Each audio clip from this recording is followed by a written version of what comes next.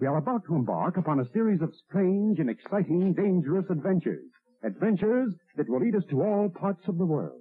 Hello and welcome to another Bad Comic Review. This time we are looking at Web of Venom, Cult of Carnage, Issue 1. This is a one-shot from Marvel Comics, and it's a lead-in to Absolute Carnage. Written by Frank Tieri, art by Danilo S. Beyruth, color art by Andres Mossa, VC's Clayton, Cowles letters, cover art by Joshua Cassara Rain Beredo, assistant editors Lauren Amaro and Danny Kazem, edited by Devin Lewis, executive editor Nick Lowe. Now this came out in June of 2019, at least that's what's on the indicia. It's probably a few months before that. And it starts off with Misty Knight going to Doverton, Colorado to find John Jameson, who's gone missing. Now Jameson was sent to the town to investigate some weird happenings, and she finds him naked under some rubble, and that's when we start to recount what happened. He had been sent to town to figure out what's going on because a bunch of graves had been dug up and people's spines ripped out. And as we now know, these were the codexes that were in people's spines from when they were possessed by a symbiote. Now in this case, this is related to a mini-series from 2011 called Carnage USA, in which Carnage had taken over a whole town and some Avengers, and it was up to Spider-Man to stop them. Well, now there is a cult in the town that worships Null, and they're not very helpful, so John has to try and figure out what's going on. And then the local sheriff gets kidnapped, John man-wolfs out, and bad things happen. Overall, this was actually kind of boring. Frank Tieri is a much better writer than this. The general concept is that this is a throwaway book. It's a very hackneyed, lazily written book with really awful dialogue. And it's all just to explain why Man-Wolf is possessed in the Absolute Carnage miniseries. Honestly, you could skip this. The art is trash. Misty Knight's head looks really big because of her bad hairdo, and the art just looks lazy. It looks like old 1950s advertising art. It's very throwaway. John looks really old most of the time. Man-Wolf looks ridiculous. Bad all around. Everything about this is trash except for the cover. Cover's well done, but the interior art is awful. The storytelling is at best lazy, like it's written for a paycheck. Nothing about this was entertaining. It was painful to read. It was long, it was boring, and it was $5 I'm not getting back. Paper quality's garbage. I'd be lucky to get 50 cents for this at a garage sale. So I would avoid this one. It's pretty worthless except to explain how some of the codexes got harvested and to explain how John ended up working for Carnage. This was just a waste of money. Don't bother, it's just not worth it. If you're gonna get this, get it in one of the trade paperbacks with some of the other garbage one-shots, because this was just a complete total waste of cash. And I wouldn't pay for it in either trade or single issue ever again. Just not worth the time. That'll do it for this one. Thank you so much for listening and supporting the channel. If you enjoyed the video, please hit the like button and don't forget to subscribe so you don't miss future reviews. If you'd like to help the channel out in other ways, links to my Patreon, Streamlabs, and Teespring store are in the description. And as always, we hope to see you on the next one.